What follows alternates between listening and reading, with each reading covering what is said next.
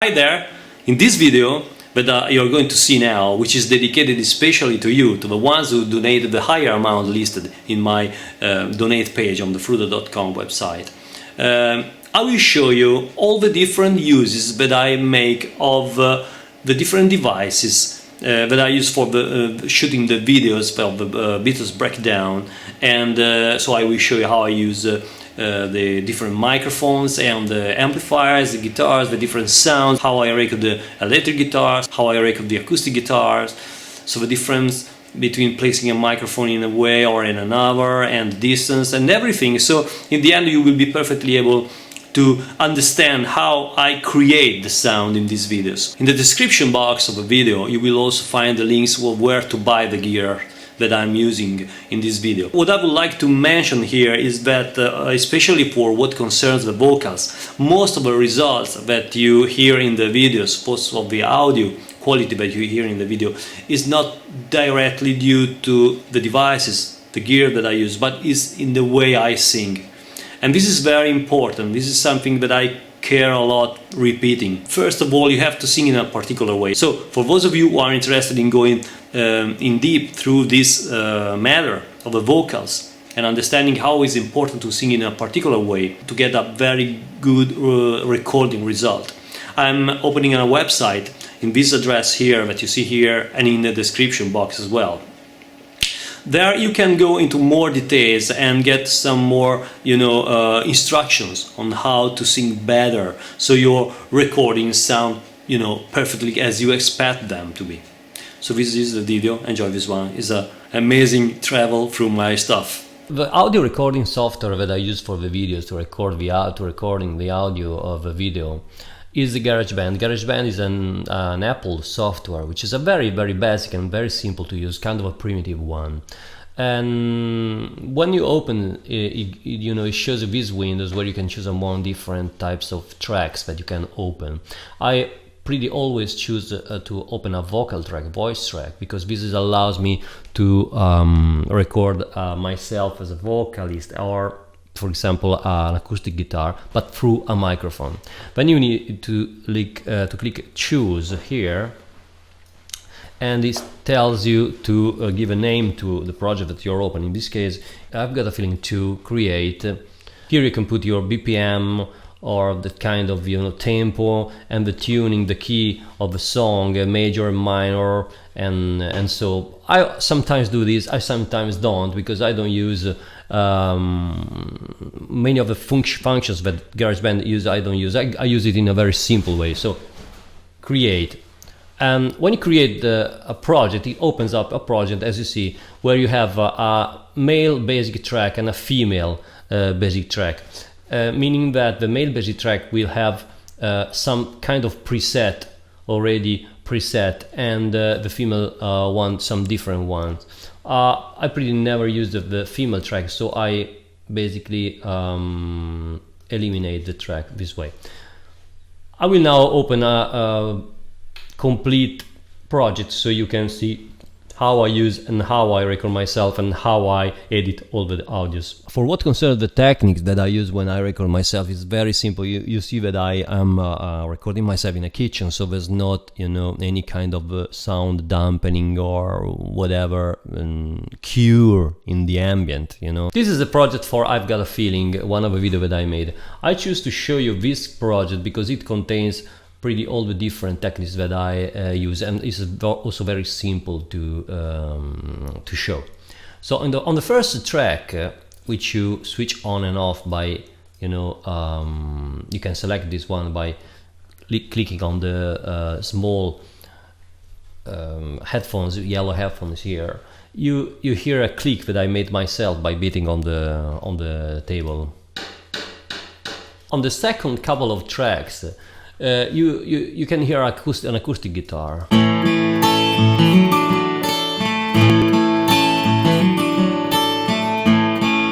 I recorded, but I didn't use in the end. I choose to use the original Beatles bass track.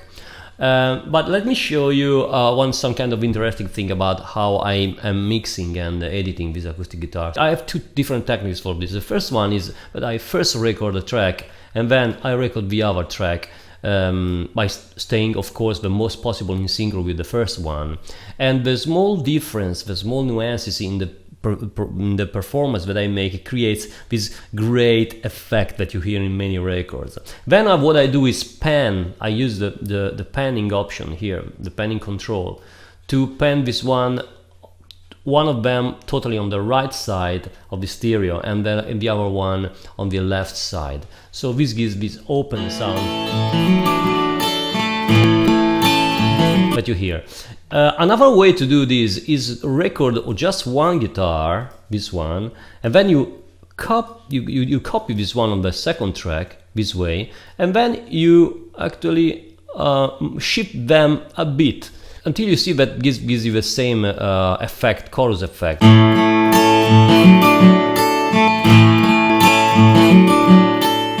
This way. What's happening is that if you move them for about 30 microseconds away one from the other, it will open in the stereo, and it's an amazing effect. It's very, very nice. So depending on, I suggest that you choose both of them, these recording techniques, to understand what sounds better to you. After I have recorded the 2 tracks of the acoustic guitar, I go to composition here, composing, I don't know the name in English. And what I select is basically 4 kinds of very, very, basic effect, the one that GarageBand offers, the basic one that it offers. One is a basis reduction. I just switch this one if I find that the guitar has a lot of too much of a basses, that are disturbing the mix, especially if there is a bass. I don't want the bass and the basses of the guitar to disturb one or the other. So sometimes I cut some basses with this one. Sometimes I don't. It depends on the type of track. You have to listen if you need the basses of a guitar, to make a fuller sound to your bass track, especially if there is just an acoustic guitar, maybe a good effect. In this case, I opened this one, but I didn't use them, as I said, but I was opening this one. And then the compression, what I use is a preset acoustic guitar clarify. This gives a compression to the sound, which is a nice effect. And then the graphic EQ that I choose is acoustic guitar clean, this one, which again is a standard preset, nothing special of GarageBand. Then I give a little reverb, no more than 22%, 25 at maximum, but sometimes even less, from 15 to 25, just to give some ambient to the guitar, and that's how it comes out. It's a very nice sound.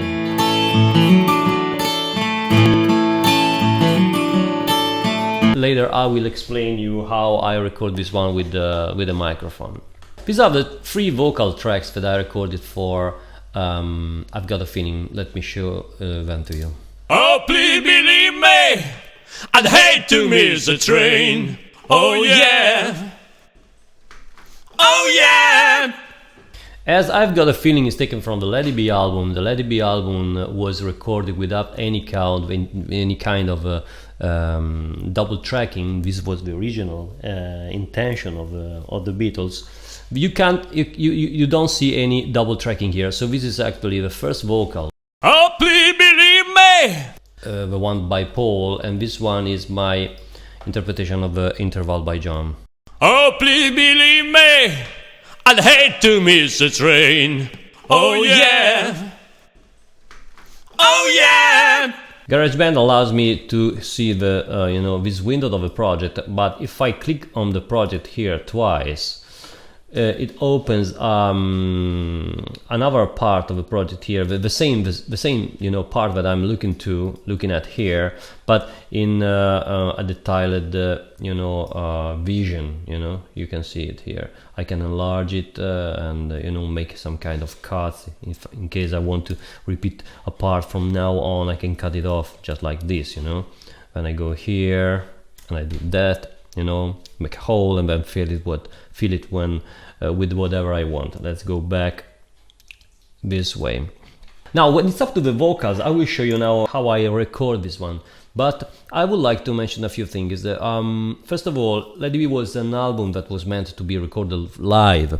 So basically, there are no overdubbing on Lady B. But if it happens that the song has some kind of double tracking or maybe ADT use, some of you know that at a certain point of their career, John didn't want to double track the vocals because it was kind of boring.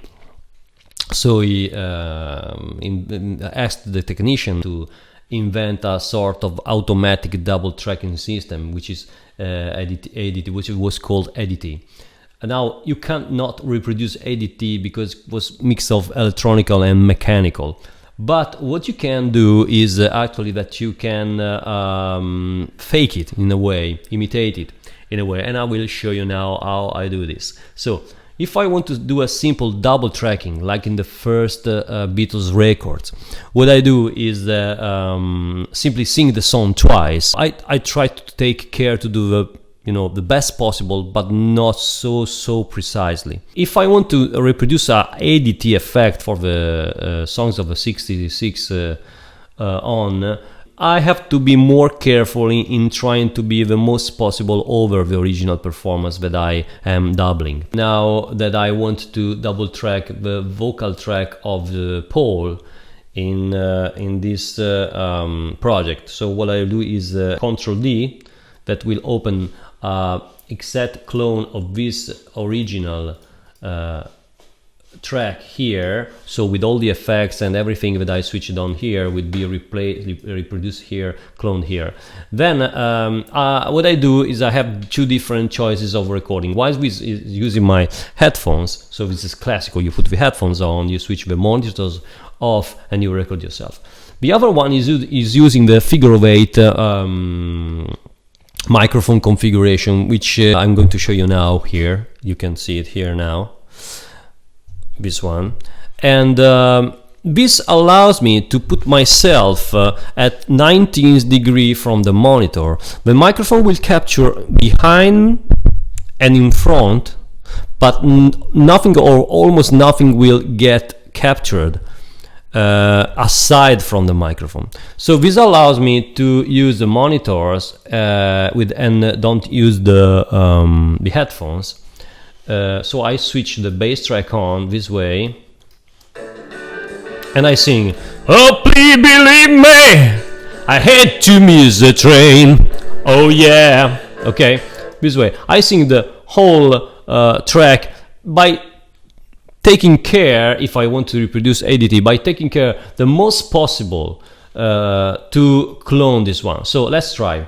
So first we hear the original singing to get into our head, you know. Oh, please believe me, I'd hate to miss a train. Oh, please believe me, I'd hate to miss a train. I'd hate to miss a train. I'd hate to miss the train. I'd hate to miss the train. I'd hate to miss the train. Oh yeah. Oh yeah. I'd hate to miss the train.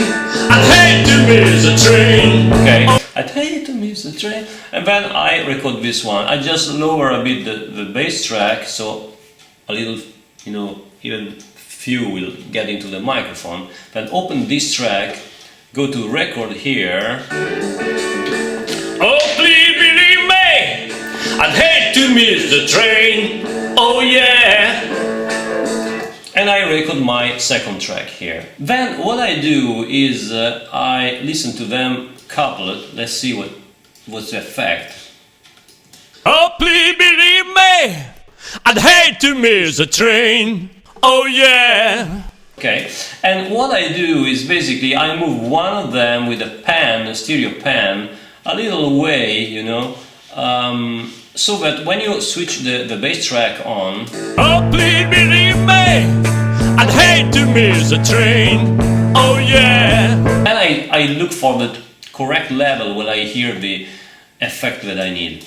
Oh, please believe me, I'd hate to miss the train. Oh yeah. Listen, let's you know, increase a bit the bass track. Oh, please believe me, hate to miss a train. Oh yeah. The more precise you do that, the more you can, reproduce the ADT. This is a good way to reproduce this one, which I really like. This is not the right song to do that, but if you go to some other cleaner singing songs by the Beatles of the 66 and on, this is a very, very nice effect. And this is how I do this. Let's remove this track. Very simple. We do like this, and we are back to the original project. Here is it. Let me now show you how I record my vocals actually. Yeah, this is the microphone, the Studio Projects B3 microphone. Here is it.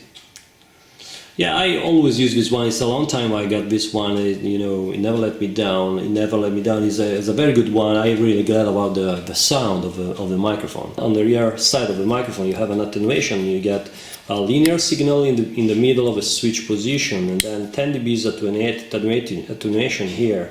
If you're recording some amplifiers sound, very powerful amplifier sounds, for example, and then you got some basses attenuation on the upper position. And then on the front of the microphone you got 3 different capsules set up. So on the top you have a position where the microphone gets the sound from everywhere of these 360 degrees, so from everywhere. Then you have another setting which is this one in the middle of the switch, where, where this microphone takes only from the front here and not from the back. And then you have a famous figure of 8 position here, you can see it here. And this is the one that I showed you before when I was explaining the recording of I've Got a Feeling vocals here. This is linked to the audio interface, which is this one, the M-Audio Fast Track interface. This is an old version, now M-Audio has been acquired by another company, I seem to understand. But anyway, this is a good one, I like the sound, it's very neutral. And it's got input gain and guitar gain and output gain.